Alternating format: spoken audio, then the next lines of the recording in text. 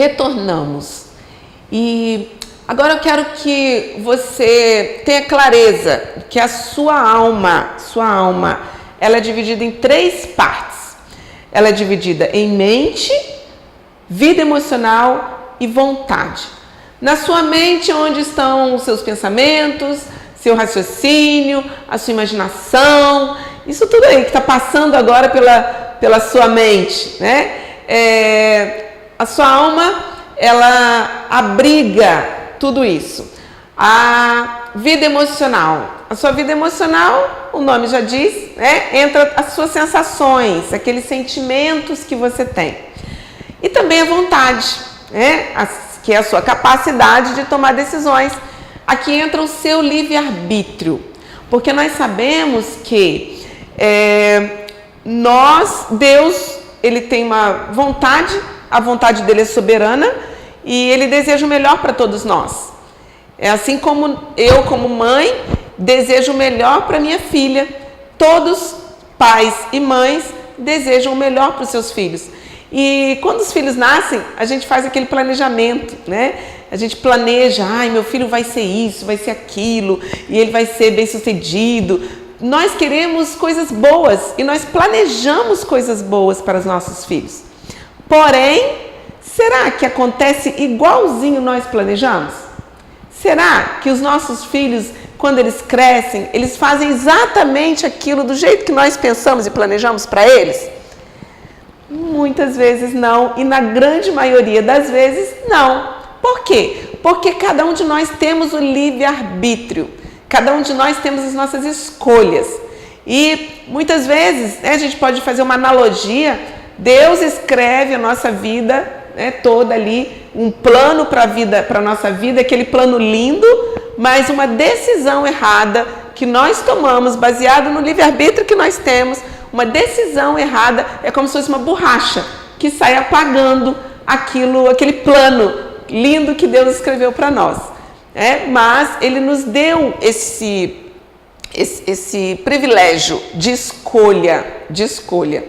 E a sua alma, ela abriga tudo isso. A sua mente, a sua vida emocional, seus sentimentos, suas emoções, a sua vontade.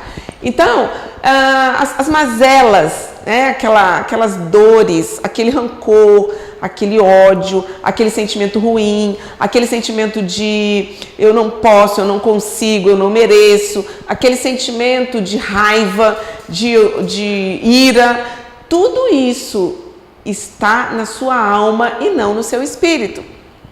O nosso espírito, ele está lindo, está perfeito, mas as mazelas, as dores, elas estão na alma. Porém, você que é um espírito, é que precisa comandar a sua alma. Então, quando as coisas não estão andando bem, pode ter certeza que você permitiu, você que é o espírito, permitiu que a sua alma assumisse o controle. Então, a chave é que momento eu estou atuando e que momento a minha alma está atuando. Que momento eu estou no controle da situação ou que momento eu deixei a situação no controle da minha alma. Entende?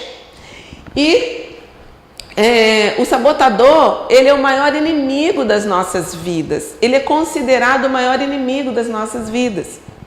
E ele está ali, esses padrões mentais e emocionais que conspiram contra nós, né? Eles estão lá dentro, enraizados na nossa alma. E eu quero que você conheça alguns principais inimigos internos, porque falar de sabotadores, a lista é muito extensa. É muito extensa. Mas eu trouxe nessa aula alguns sabotadores para que você comece a entender esse conceito e para despertar em você essa clareza, ok? Uma pergunta: quem é você? Quem domina quem? Você é o espírito que domina a sua alma ou você tem permitido que a sua alma domine você, que é o espírito? Quem está dominando quem aí na sua vida? Como está a sua vida hoje? Como está a sua vida hoje? Como estão seus relacionamentos? Até onde você pode dizer que você já conseguiu alcançar aquilo que você deveria, que você gostaria? Quem é você? E os sabotadores, eles se escondem nos seus hábitos, eles se escondem no seu modo de pensar, eles se escondem nos comportamentos que você tem e na forma de você sentir. Então, às vezes, uma pessoa fala assim, Mônica, como eu sei que tem sabotadores internos na minha alma atrapalhando o meu crescimento? Simples, na maneira como você fala, os hábitos, aquilo que você faz, a maneira como você age, aquilo que você sente. Simples assim. Tem um hábito que muitas pessoas têm e que eu também já tive. Já lutei muito contra ele, que é a falta de acabativa. Esse sabotador é terrível, é um inimigo. Ele faz com que uma pessoa que tenha talento para ficar milionário, que acabe pobre, sem ter condições de contribuir com ninguém.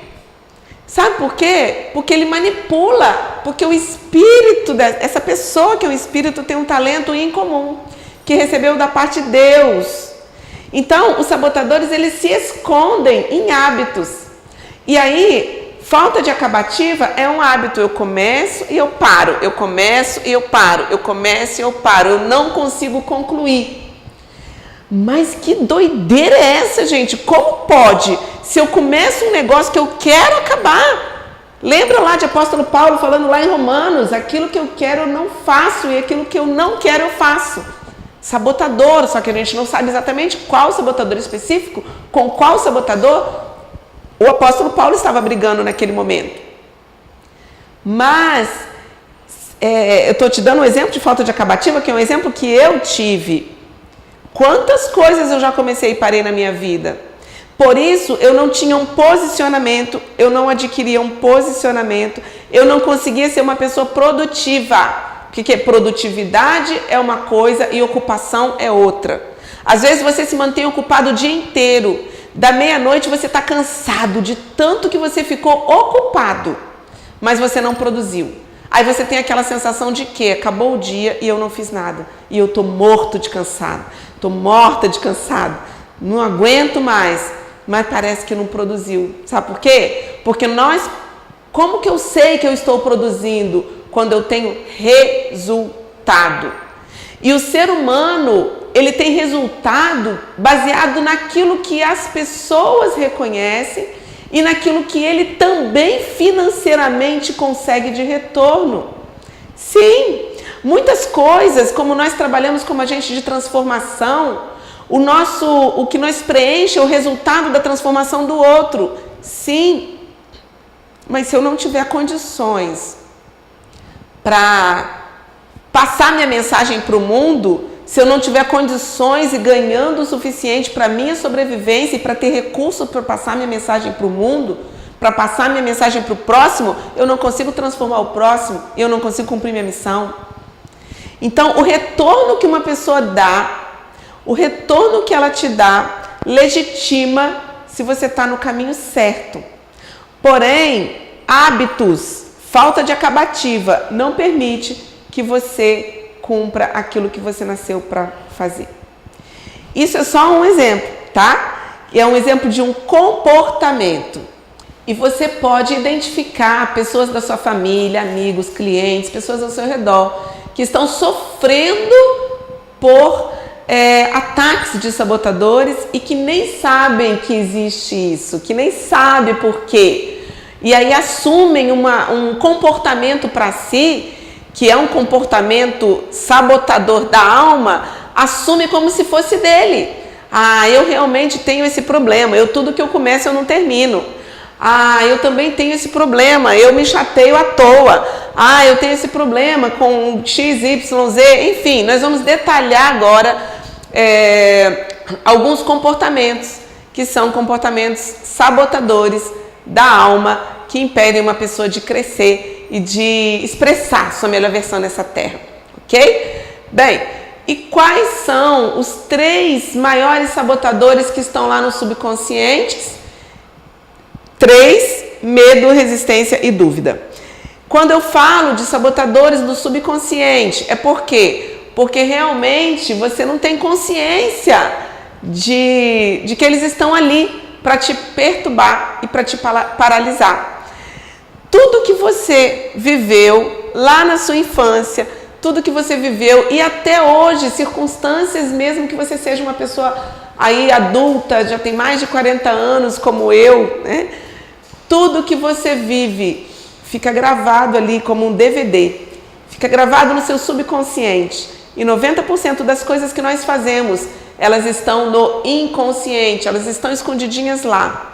Quando você entra para dirigir seu carro, você não programa mais, você faz tudo no automático. Quando você acorda, você não pensa antes, eu vou abrir os olhos, agora eu vou respirar. Não, é tudo no automático. As decisões estão lá no inconsciente, você vai fazendo tudo no automático. O medo, a resistência, a dúvida, elas estão lá no inconsciente. E aí vem à tona diante de circunstâncias que você está vivendo. Então, são sabotadores internos que estão no subconsciente. Ninguém nasce com medo. A ciência, a neurociência comprova que o nosso cérebro, ele é capaz de processar aquilo que ele conhece. Ou seja, qual criança nasce com medo? Um cérebro de um recém-nascido, ele está ali, né? Ele está ali, tranquilo. Porém, as circunstâncias da vida, como eu já falei, muitos pais já começam desde novinhos a cantar até aquelas musiquinhas para os seus filhos. Boi, boi, boi, boi da cara preta. Pega essa criança que tem medo de careta. Enfim, antigamente, na minha época, se cantava essa musiquinha. E é só um exemplo, tá? Muito simples. Mas quantas coisas nós não ouvimos dos nossos pais falarem para nós que começa a alimentar isso e criar esse sabotador na nossa vida, na nossa alma, ainda quando crianças. E aí crescemos e cresce um adulto com medo. Medo de falar em público, medo de várias coisas, medo de relacionamento, muitos têm medo até de se casar, medo de se decepcionar, medo de sofrer, medo de morrer, medo de ter doença, medo. Quantas outras pessoas adquirem resistência a mudanças de forma tão crônica, e nós sabemos que para uma pessoa, muitas vezes ela precisa de mudar de espaço geográfico, ela precisa mudar de comportamento, precisa mudar de atitude, precisa mudar tudo na vida para conseguir vencer e ir para um nível mais elevado. Quantas pessoas com um nível de resistência muito elevado empaca? Não, eu nasci assim, eu cresci assim, eu sou mesmo assim, é a síndrome da Gabriela. E aí não mudam. Então, a resistência é um sabotador interno que também paralisa muitas pessoas. E a dúvida? A dúvida é aquele famoso e se? Tudo que você pensa em fazer, você vai antes, e se não der certo? E se eu sofrer? E se não foi isso mesmo? E se isso não acontecer? E se fulano ficar chateado comigo? E se eu não agradar? E se? E esse monte de sis vão sabotando as suas ações, ok? Então, eu quero trazer para você agora o conceito de um coach também, que escreveu um livro que se chama Inteligência Positiva. É um livro secular que virou best-seller, mas eu gostei muito da maneira como ele trouxe, porque na verdade foi um trabalho muito bonito que ele fez. Muitas pesquisas ele fez com pessoas, com empresários, com executivos. Ele teve esse incômodo, porque ele começou a observar por que pessoas com tanto talento, tão bem-sucedidas, paralisavam e deixavam de ter resultados muito maiores do que poderiam. E ele começou a trabalhar no mercado corporativo, nas empresas, e descobriu alguns comportamentos que são sabotadores internos de pessoas, de empresários que os atrapalham a prosseguir e ter sucesso, muito mais sucesso na vida. E esse conceito eu vou trazer para você. Nós vamos compartilhar agora 10 sabotadores. E pode ser que um deles esteja te incomodando. E eu quero que você tenha clareza de que você, espírito, pode dar um basta nisso e acabar com as ações desses sabotadores. Ok? Continue comigo e nós vamos para o próximo vídeo. Tchau, tchau!